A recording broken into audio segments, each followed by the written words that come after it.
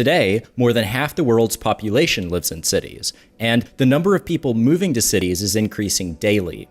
With that fact in mind, it is important to recognize that there is a direct correlation between the design of these city systems and the daily happiness, well-being, and fulfillment of everyone on this planet.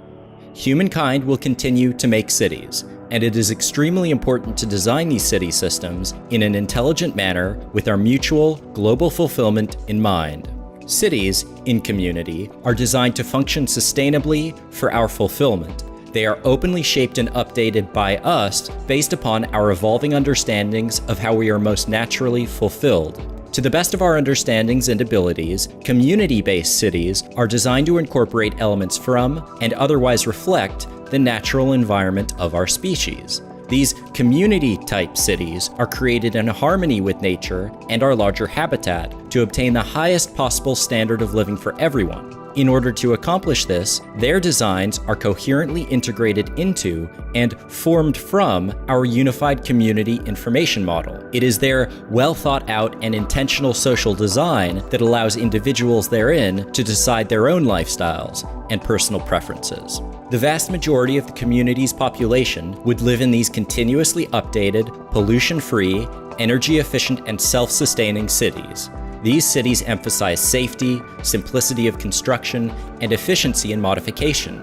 They feature clean air and water, healthcare, optimized nutrition, recreation and entertainment, personally customized housing, and access to a wide variety of enriching opportunities for self-development and community contribution. All structures in these cities are designed to be relatively maintenance-free, meaningfully fireproof, and virtually impervious to adverse weather and geologic conditions, while maintaining the potential for being continuously updated and customized as demand arises. Through the application of automation technology, they are significantly self-sustaining in their operation, leaving people the freedom and space to intentionally experience the world around them.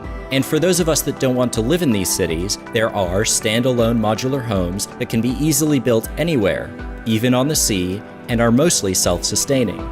In a community city, buildings are no longer hidden in concrete jungles. Instead, they are aesthetic pleasures unto themselves. Additionally, cities in community are immersed in lovely gardens because that is what people need for their well-being.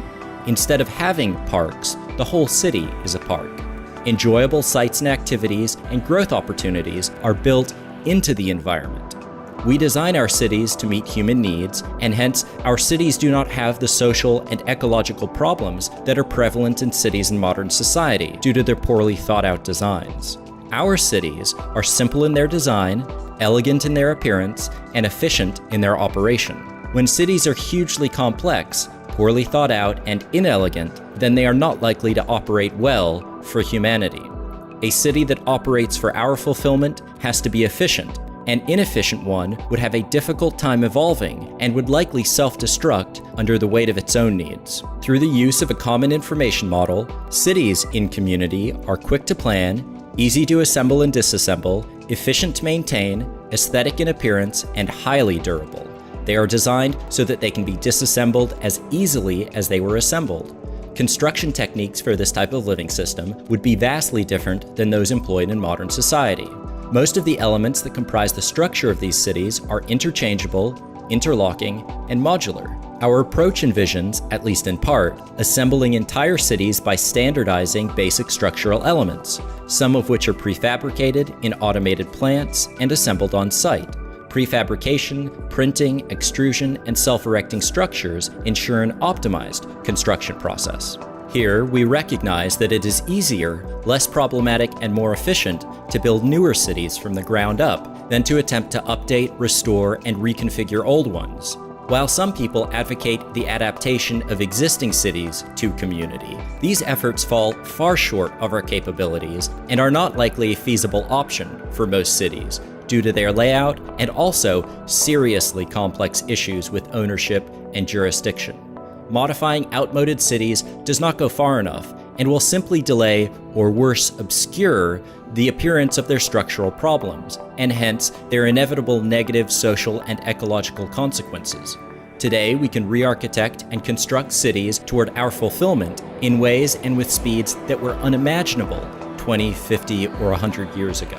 Modern city systems are laid out in an organically unorganized manner and without forethought to human fulfillment or to future modifications. They often appear to be constructed and sometimes even operated at random.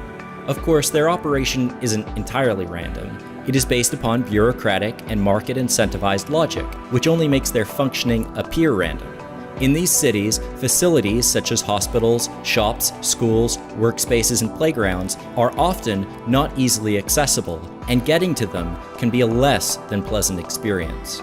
Modern cities are polluted concrete jungles with very little greenery, which would otherwise facilitate human health and allow nature to coexist with us. These cities are overwhelmed with cars, which have a variety of negative consequences, including noise, traffic jams, accidents, pollution, and simply taking up space.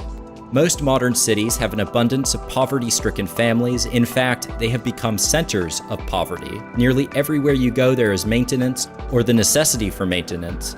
They are prone to gridlocks and breakdowns. They are dependent on, and sometimes even defined by, the constant inflow of resources, which means they can never be sustainable. And also, highly preferred cities are overburdened by a continuous influx of new residents, which drives up prices for their inhabitants and reduces the space available per inhabitant, making the living situation less pleasant for all inhabitants. Many people in these cities are so busy accumulating wealth as money, property, and power that they have lost an awareness of what it means to be a human being among a community of all beings. They have become disconnected from the source of their fulfillment, and their architectural materializations have adopted similar distortions.